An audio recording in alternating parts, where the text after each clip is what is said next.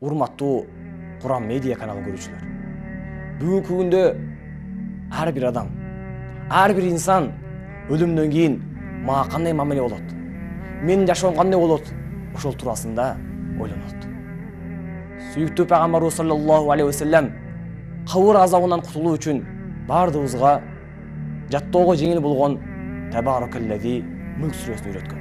Эгерде сиз күнүнө түндөсү Мүлк сүрөсүн окуп жүрсөңүз, Аллах таалам кабыр жашоосун сизге жеңил кылат жана кабырыңызды арытат жана кабырда сизге эң жакшы мамиле болот.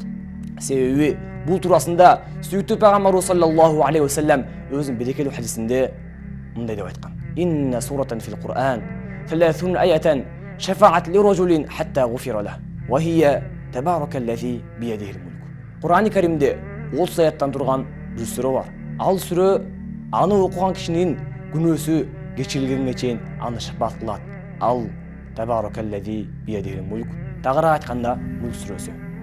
Ошондуктан урматтуу бир тууганым, бүгүнкү күндө кандай абалда жашасак дагы эртең кабырда эмне болорун билбейбиз.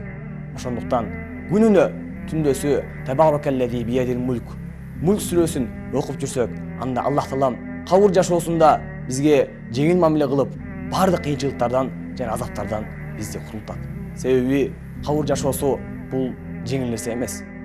Качан Усман радиаллаху анху кабыр туурасында укканда көздөрүнөн жаш агып, сакалдары суук калат эле.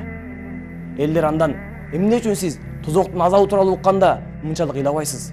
А бирок кабыр тууралуу укканда ушунчалык ыйлап, сакалың суук калат" дегенде Усман радиаллаху анху жооп берген: "Мен сүйүктүү пайгамбарыбыз саллаллаху алейхи вассаламдан укканмын. Кабыр бул акыреттин эң биринчи тепкичи. Эгерде кабыр азабынан кутула албаса, анда калган тепкичтер дагы оор болот." Ошондуктан урматтуу бир тууганым, биздин кабырыбыз жана кабырдан кийинки жашообуз эң жакшы болуш үчүн күнүнө түндөсү Мүлк сүрөсүн окууну жана угууну унутпаңыз. Аллах таалам баарыбызга Фирдаус бейишинен орун берген болсун. أعوذ بالله من الشيطان الرجيم. بسم الله الرحمن الرحيم. تبارك الذي بيده الملك وهو على كل شيء قدير. الذي خلق الموت والحياة ليبلوكم أيكم أحسن عملا وهو العزيز الغفور. الذي خلق 7 سماوات طباقا ما ترى في خلق الرحمن من تفاوت فارجع البصر هل ترى من فطور ثم ارجع البصر كرتين ينقلب إليك البصر خاسئا وهو حسير. ولقد زينا السماء الدنيا بمصابيح وجعلناها رجوما للشياطين وأعتدنا لهم عذاب السعير. وللذين كفروا بربهم عذاب جهنم وبئس المصير.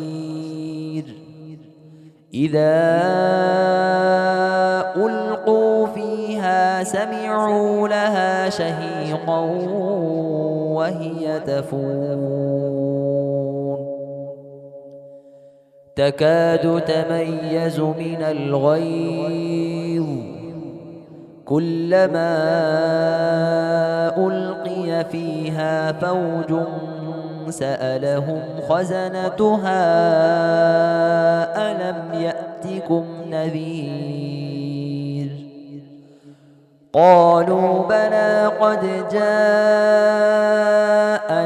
نذير فكذبنا وقلنا ما نزل الله من شيء إن أنتم إلا في ضلال كبير.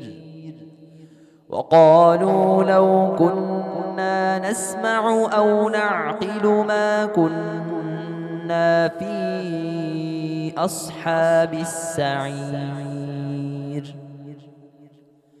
فاعترفوا بذنبهم فسحقا لأصحاب السعير.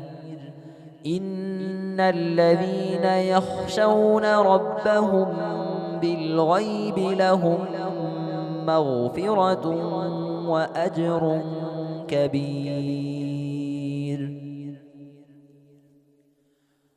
وأسروا قولكم أو اجهروا به إنه عليم بذات الصدور.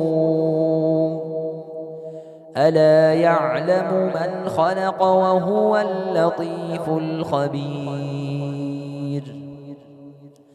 هو الذي جعل لكم الأرض ذلولا فامشوا في مناكبها وكلوا من رزقه وإليه النشور.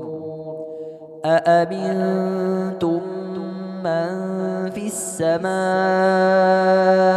أن يخسف بكم الأرض فإذا هي تمور. أم أمنتم من في السماء أن يرسل عليكم حاصبا فستعلمون كيف نذير. ولقد كذب الذين من قبلهم فكيف كان نكير. أولم يروا إلى الطير فوقهم صافات ويقبض ما يمسكهن إلا الرحمن إنه بكل شيء بصير. أمن هذا الذي هو جند لكم ينصركم من دون الرحمن إن الكافرون إلا في غرور. أمن هذا الذي يرزقكم إن أمسك رزقه بل لجوا في عتو ونفور. أفمن يمشي مكبا على وجهه أهدى أمن يمشي سويا على صراط مستقيم. قل هو الذي أنشأكم وجعل لكم السمع والأبصار والأفئدة قليلا ما تشكرون. قل هو الذي ذرأكم في الأرض وإليه تحشرون. ويقولون متى هذا الوعد إن كنتم صادقين. قل إنما العلم عند الله وإنما أنا نذير مبين. فلما رأوه زلفة سيئت وجوه الذين كفروا وقيل هذا الذي كنتم به تدعون. قل أرأيتم إن أهلكني الله ومن معي أو رحمنا فمن يجير الكافرين من عذاب أليم قل هو الرحمن آمنا به وعليه توكلنا فستعلمون من هو في ضلال مبين قل أرأيتم إن أصبح ماؤكم غورا فمن يأتيكم بماء